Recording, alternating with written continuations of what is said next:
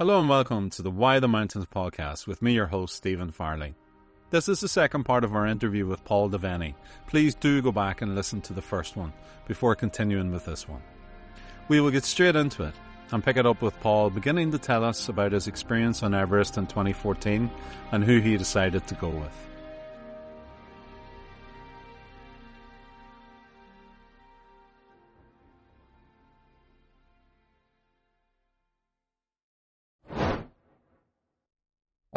We went with Ascent Himalayas, which was a Nepalese owned and operated outfit. There wasn't as many outfitters. There was quite a few outfitters on the mountain then. There isn't as many as there is now. And the people that run that outfit were previously, I think, with Jagged Globe. They were the key Sherpas, Sirdars with Jagged Globe, and they'd broken out and formed their own unit, which was Sherpa owned and operated. And we'd got recommendations of these guys, these particular guys, from people who had been with them in previous expeditions when they were Jagged Globe or whoever else. And we were told they were fantastic. So we had long conversations with them about, you know, what's your plan? Why are we doing this mountain versus this in terms of our adaptation? You know, we went through a lot of different stuff with them. Felt comfortable enough. Okay, I think these are our guys. And I think they had. But there was a group of 7, I think, in our expedition team. And if you combined all of the Sherpa and support on the upper mountain, there was 53 summits among the group. A lot of experience. Now, you're not always guaranteed that. When you join expeditions, especially now there's an Everest, you know, you won't be guaranteed who the Sherpa is that you're going to be assigned, and you won't be guaranteed that Sherpa has been to the summit before. But, you know, we were lucky. Well, I guess weren't all that lucky. We chose that this group had deep experience, not just on Everest, on other 8,000 meter peaks. We felt comfortable with them before we went, and that's who we signed up with. And, you know, being with Nepalese owned and operated has its advantages too. They're able to get you through airports in a way that other expeditions might struggle. They're able to figure out how to get early through the icefall, and there's certain things on the mountain where, because it's a brotherhood up there, you know, they're able to figure out how to place your team in the best possible position on the mountain. Let's put it that way. And of course, that's where you want to be, in the best possible position to do well on the mountain. Ascent Himalayas I'm unfamiliar with, but a quick look at their website tells me they offer Everest from both north and south side for around $45,000, slightly cheaper than Western outfits, as is usually the case, and seem to have a good safety record. However, in 2014, tragedy was to hit the mountain that paid no heed to any safety record. Paul heard about it whilst acclimatising on a nearby peak, Lobushe East. Yeah, we were coming up the back end of that mountain, and it was happening, I think, as we were heading up, because when we got to the top, it was all hell had broken loose the far side, and we were completely unaware. So you got this amazing view of Everest Base Camp below you, and then across is the icefall. We were completely oblivious to it, and it was the last. You couldn't see anything. You couldn't see any evidence of it from where you were. We couldn't see anything out of the norm. Like, it's very normal to have, you know, little avalanches happening around the place, and you see the pumes going up, and, you know, that's kind of, that becomes something of a banality after a while. It happens so much, but we didn't notice anything particular. And I'd say a lot of the collapse happened while we were on our way up to the top of that mountain. We certainly didn't see any activity from the top. We didn't see the helicopters coming with the long lines. I think that might have been happening as we were going back down. And it wasn't until we got into the village at the base, and I actually met Pat Falvey in a doorway, and Pat told me about it. And, you know, it is very immediately obvious this is extremely serious, both in terms of the numbers and just in terms of the nature of what's happened. And then we went into base camp the next day and set up our base camp for what would have been 20 days into the mission at that point. So your front end of the expedition's over, and now you're getting ready to head into the icefall and head up the mountains over the next 20-25 days. There was a group of Sherpa who were bringing supplies up to start supplying Camp 1 and Camp 2 ahead of the start. So nobody had been had really set a foot on Everest at this point, because it's around the 18th of April or thereabouts, and really you don't see people starting to go through the ice fall until about after the 20th of April. So the first 20 days of April are spent basically meandering your way towards base camp very slowly and climbing some peaks on the way to get yourself adapted for Camp 1. That's the main focus of those first 20 days. And nobody really goes into the icefall until the ladders are installed and everything's ready. And really, it's very unusual to see teams going through there before the 20th. So we were going there to arrive on about the 19th or 20th. And then we were going to have a few days of rest and get ready. We'd probably wander halfway into the icefall, come back, and then we'd push on to Camp 1 for a day and then come back. And then you start the up and down. It's a forward-backward motion over the next 30 days to get yourself adapted to each camp so that you're then ready for the summit. So nobody had really been up, and these guys were supplying Camp 1. There was a group of about 16 of them that were meandering through with supplies, and a massive chunk of ice detached from one side of the icefall and just came thundering down, about the size of a car, just came thundering down through the icefall and took out all of the Sherpa. And I mean, the icefall is like a big frozen waterfall sitting on top of a moving glacier. And, it's just got these massive stacks of ice and snow that you kind of meander around. You reach a crevasse, you cross a ladder, you go or meander around a few more stacks. So it's a big, massive playground of very dangerous ice. So when something comes at you, there isn't a lot of forgiveness in it. And there's a heck of a lot of crevasses, some of which you'll never come out of. So the thing roared through, killed 16. I think 13 were found, 3 were never found. Still have not been to this day found. But that whole day became helicopters, long lines, and emergencies, just emergency crews just trying to get as many people out as possible and get them back to their families. And then base camp then shut down for about 2 weeks. And it was a case of, a shutdown for memorials and for grief. And then it shut down for industrial action and a massive strike. And there became a huge drama then at base camp, which involved the government. And we were all bystanders sitting there. We were in some meetings, we were not in other meetings, but it became a full-on battle between the people who work in the mountain and government over welfare, over the availability of helicopters for rescue in the valley, over a lot of very, very contentious but very credible things. These guys put their lives in extreme danger to earn a livelihood, but the response from government when the 16 guys died was to give their families a pittance, and not to offer anything in terms of, okay, well, if this happens again, we will make sure that all of the helicopters are commandeered and so on and so forth. These helicopters are only for the Khumbu Valley. They don't exist to do anything else. And yet when they were needed, they weren't always available. So there's a lot of very fractious, loud, shouting match meetings that happened in the tent right next to us, the main tent right next to where our camp was. And we were getting briefings every so often to say, look, this has happened.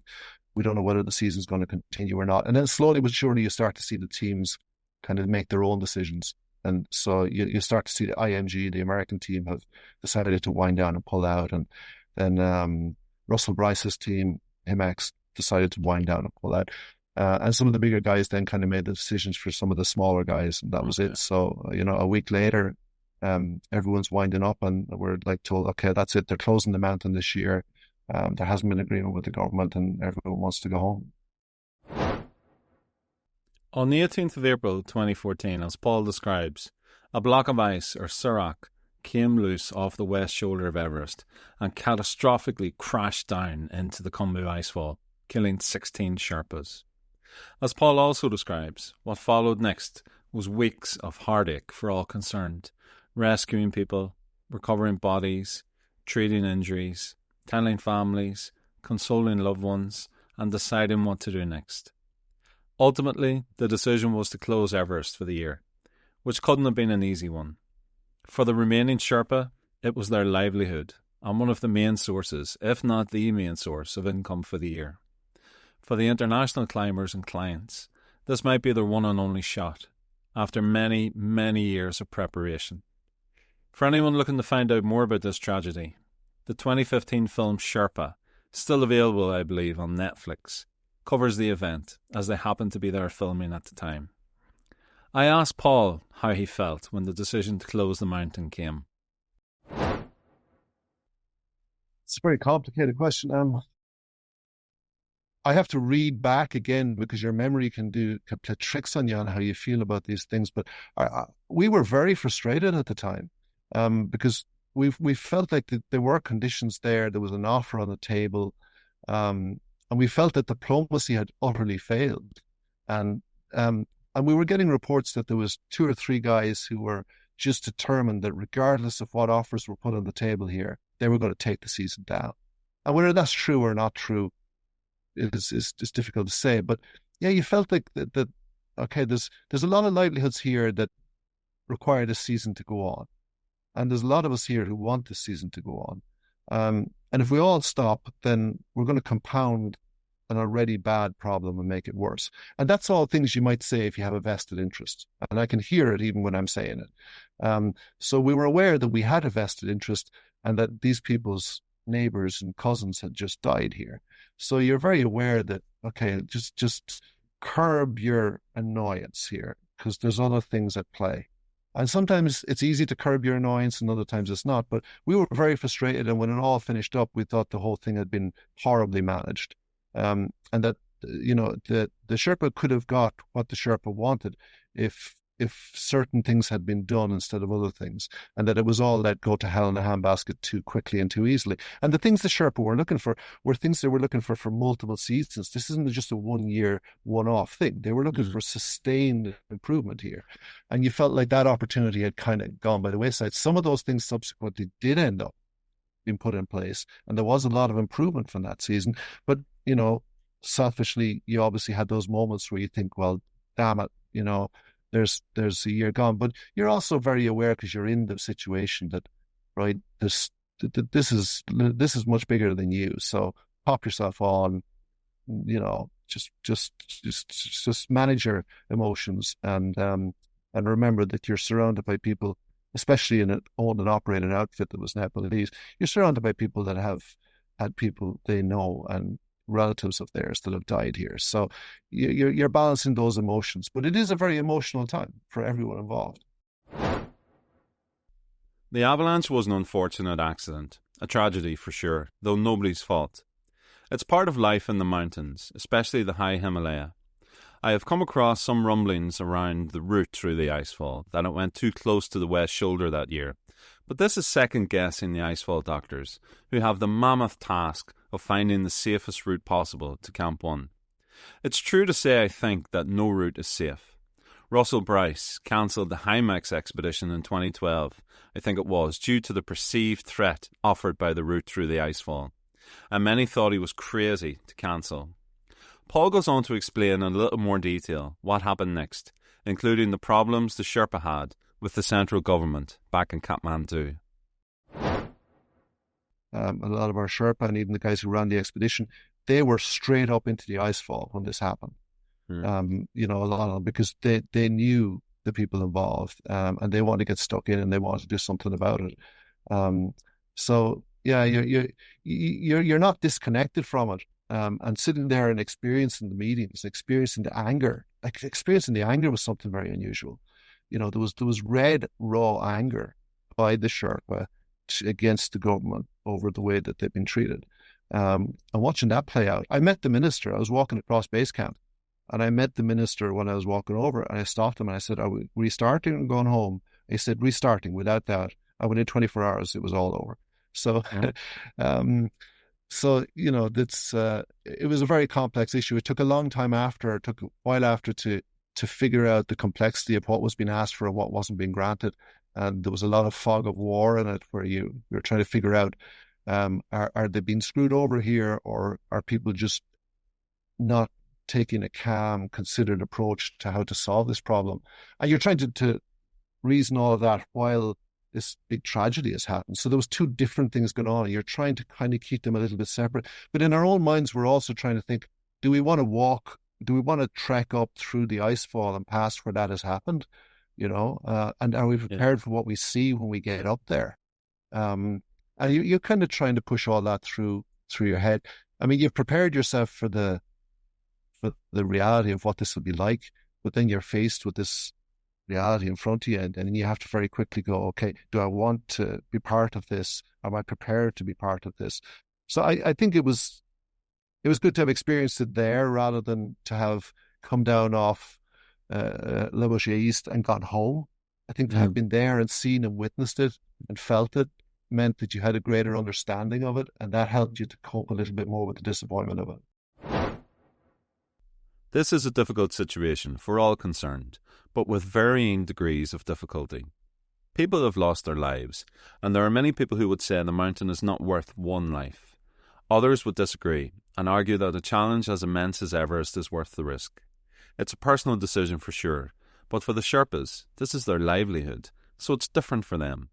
Without the income that the Everest season brings in, life would be a much bigger struggle for the Sherpa and their families. They do choose to work on Everest, of course. They are not forced into it. But arguably their circumstances and the quality of life in Nepal in general, and the Khumbu Valley in particular, means that they don't really have a choice. They can earn up to 5 times the average annual income in Nepal in just one Everest season. The simple truth of it is that this is the route, and to climb the mountain from the Nepal side, the Khumbu Icefall route is really the only show in town for most climbers. Perhaps partly because of this tragedy, more and more people are arguing that taking a helicopter to Camp 1 is a better and safer option, but as of now, this is not officially allowed. Only rescue flights can fly above base camp. Indeed, as of the start of 2025, commercial helicopter flights are banned in the Everest region due to protests about the impact on the environment and the loss of income from trekkers in the valley. The future as it stands is uncertain. Anyway, for Paul, in 2014, it meant the end of his attempt to climb Everest. But would it be the end of his dream? Being witness to an event like this, you could be forgiven for calling it a day and not going back. I took a little bit of time. We got back to Kathmandu and then I went home, and you're kind of sitting there one arm longer than the other and trying to figure out, what do I do now? Do I go back to work? I'm conditioned. I've spent all of this time, effort, and money. And I thought, well, the mountain is always there, and people will always say that to you. You know, it's always there. It's always there. But the opportunity, the things that have to kind of line up to make it right for you, that takes an incredible amount of effort to get that right. And it isn't always true that that's always there. And I felt, look, this is an opportunity here. This is a window where if I go back to the University of Limerick, I can re-engage what I was doing before, and we can continue this and maybe improve it even and take some of the lessons back and have another go. But it was going to be financially very difficult to do. So we sat down with our expedition team from the previous year. Obviously, the expedition had not run its course. We only got 20 days in. So we sat down, we negotiated a deal, and we figured out, okay, there is a way to get back, but I was going to have to figure out a way to fund it. So I just threw myself back into training and decided this is the opportunity, let's go. And I didn't overthink it. I knew I still wanted to climb the mountain. I knew that what had happened was outside of our control. I had lessons I could take from it in terms of what happens on the mountain, the dynamics around the politics around what happens on the mountain, the logistics around what happens when there's disaster. So I felt, okay, well, we can turn this into something a little bit positive, and it can help me achieve the goal. And so I decided fairly quickly after coming home that I would go back into training and try and figure out a way. Yeah, we went back to the same outfit, partly because we'd been through the whole experience, and I felt that I felt closer to them from the whole experience, and I felt like I trusted them even more after, being in that experience with them, to be honest. And so, yeah, I decided to go back with the same. There was different people in the team the following year. Not everyone came back and done it.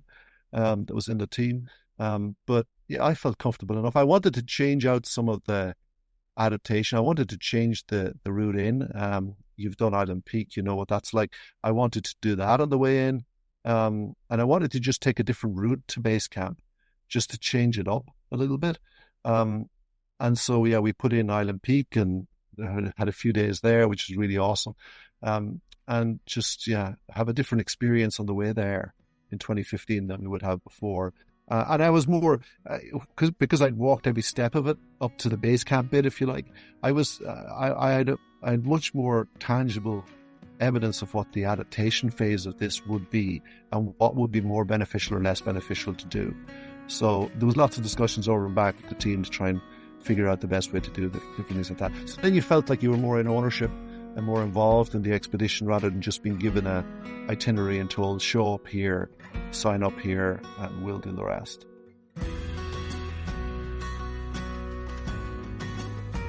We will leave it there for now, a slightly shorter episode, but I want to leave Paul's experience on Everest in 2015 to its own dedicated episode. Once again, I realise this episode is a little late, but as always, life takes over a bit. I hope to have the last part of our interview with Paul out over the next few days. I hope you can join us. In the meantime, stay safe and stay cool.